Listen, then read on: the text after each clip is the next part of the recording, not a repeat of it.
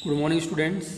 आज यहाँ पर अपन 12वीं एग्रीकल्चर के प्रबोध बुक के कृषि के लिए उपयोगी विज्ञान और गणित के मूल तत्व, जो इसके अंदर तीनों भी विषय समाहित हैं, फिजिक्स, केमिस्ट्री, मैथ्स और बायो में से एक टॉपिक जो अपन ले रहे हैं वो है गणित के मूल तत्व। और इसका अध्याय क्रमांक 16 जो क्षेत्रमिति है वो अध्याय अपन ने स्टार्ट किया था। और उस अध्याय की प्रश्नावली 16.1 और 16.2 के अंदर अपन ने दो टॉपिक,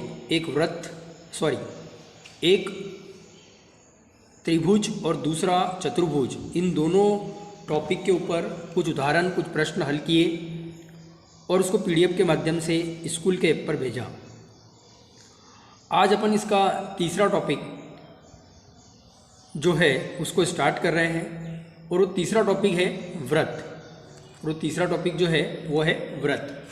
अब व्रत से जो है विद्यार्थियों आप पहले से ही परिचित है कि व्रत क्या होता है, व्रत की परिधि क्या होती है, व्रत की त्रिज्या क्या होती है, व्रत का व्यास क्या होता है, व्रत के अंदर त्रिज्याखंड क्या होता है।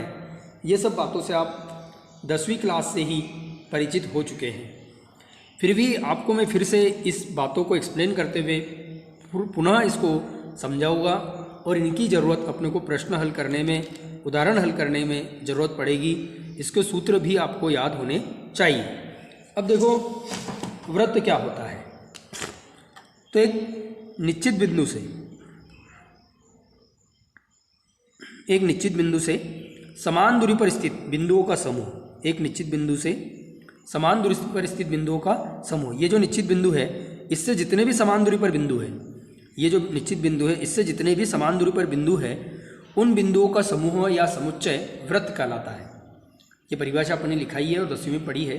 निश्चित बिंदु से समान दूरी पर स्थित बिंदुओं का समूह, इसमें बहुत सारे बिंदु हैं। एक निश्चित बिंदु से समान दूरी पर स्थित बिंदुओं का समूह क्या कहलाता है? व्रत कहलाता है। व्रत कहलाता है। व्रत कहलाता है। निश्चित बिंदु से समान दूरी पर स्थित बिंदुओं का समूह व्रत कहलाता है। और वो जो निश्चित बिंदु है उसे कहते हैं व्रत का केंद्र। जो निश्चित बिंदु है उसे कहते हैं व्रत का केंद्र और उसको ओ द्वारा दर्शाया जाता है। और ये जो बिंदुओं का समूह है जिससे ये बाउंड्री बनी है उसे कहते हैं व्रत की परिधि। व्रत की परिधि उसे कहते हैं व्रत की परिधि। जो ये बाउंड्री बनी है इसको कहते हैं व्रत की परिधि, या फिर कहीं कहीं पर उसको परिमाप भी बोला जाता है। परिमाप भी बोला जाता है। और जो निश्चित बिंदु है उसे कहते हैं व्रत का केंद्र। निश्चित बिंदु से समान दूरी पर जो स्थित है उसके कहते हैं व्रत की, ये जो बाउंड्री है इसको कहते हैं व्रत की परिधि या परिमाप, और निश्चित बिंदु को कहते हैं व्रत का केंद्र। व्रत के केंद्र से परिधि के किसी भी बिंदु को जोड़ने वाला रेखाखंड, व्रत के केंद्र से परिधि के किसी भी बिंदु को जोड़ने वाला रेखाखंड व्रत की त्रिज्या कहलाता है। व्रत की त्रिज्या कहलाता है। जो केंद्र से व्रत परिधि के किसी भी बिंदु को टच करे, केंद्र से परिधि के किसी भी बिंदु को टच करे तो उसे कहते हैं व्रत की त्रिज्या। उसको कहते हैं व्रत की त्रिज्या। और ऐसा रेखाखंड जो व्रत के केंद्र से होकर जाता है, ऐसा रेखाखंड जो व्रत के केंद्र से होकर जाता है, चाहे व्रत के केंद्र से इधर जाए या फिर ऐसा हो या फिर ऐसा हो या फिर ऐसा हो, अगर वो केंद्र से होकर जाता है तो वो कहलाता है व्रत का व्यास। वो कहलाता है व्रत का व्यास। ऐसा रेखाखंड जो व्रत के केंद्र से होकर जाता है और व्रत के दोनों छोर को स्पर्श करता है।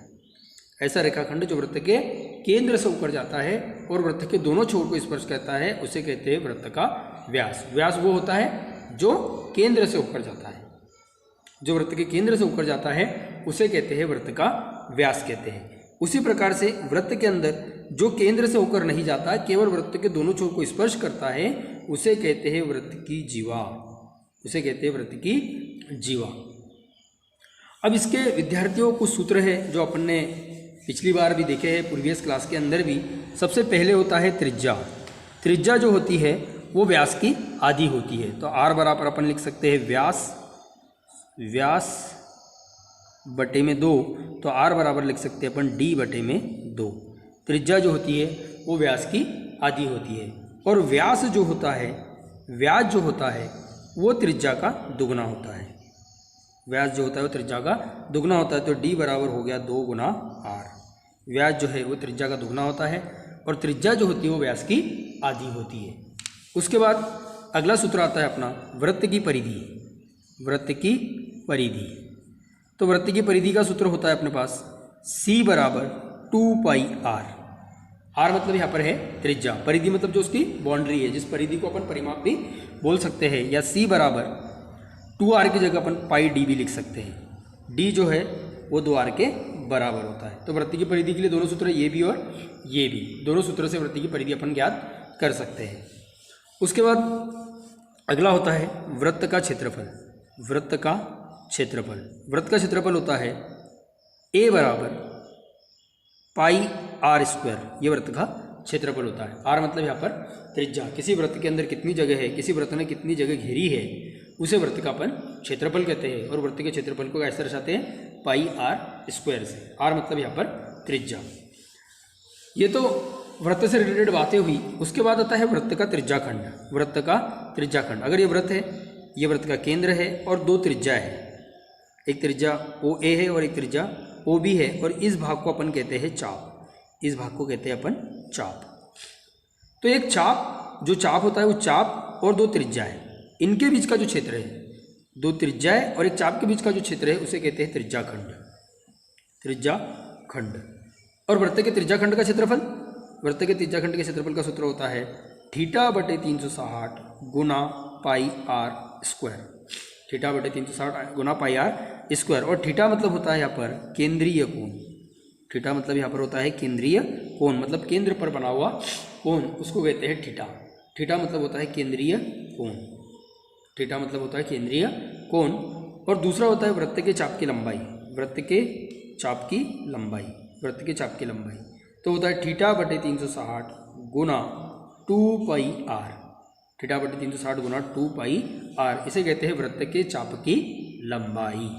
मतलब वृत्त के चाप की लंबाई मतलब ये वाला चाप, इस चाप की कितनी लंबाई है तो अपन इस सूत्र से ज्ञात कर सकते हैं। और यहाँ पर थीटा मतलब जो केंद्र पर बना हुआ कोण है, और r मतलब जो है उसकी त्रिज्या है।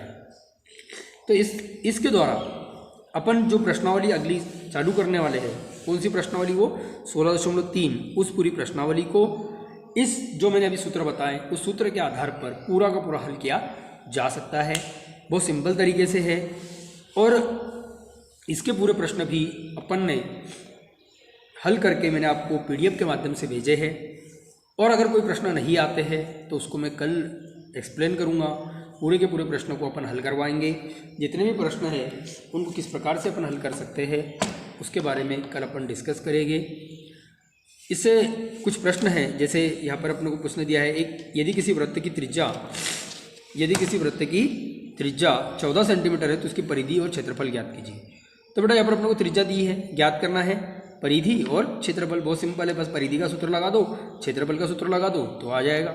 त्रिज्या कितनी दी है 14 सेंटीमीटर, वृत्त की परिधि 2πr, 2 पाई का मान कितना होता है 22/7 गुना r का मान कितना हो गया 14, 7 से 14 को कट करेंगे तो ये आ जाएगा 2 साती 14, तो 2 गुना 22 गुना फिर आपके पास क्या बचेगा 2, तो यहाँ पर क्या आ जाएगा आपका 22 गुना 4, तो जब गुना करेंगे तो ये आ जाएगा आपका 88 सेंटीमीटर।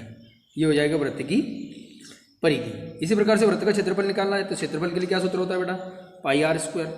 पाई का मान कितना होगा 22/7, r मतलब 14, 14 गुना 14, 14 दूनी, फिर आ जाएगा 22 गुना 14 दूनी 28, जब गुना करेंगे तो ये आ जाएगा आपका 616 सेंटीमीटर का वर्ग।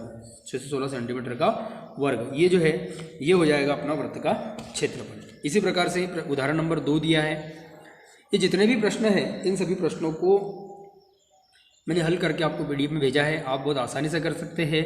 और 10वीं के अंदर भी अपन ने इस प्रकार के प्रश्न किए। बाकी जो है अपन कल देखेंगे। Thank you very much.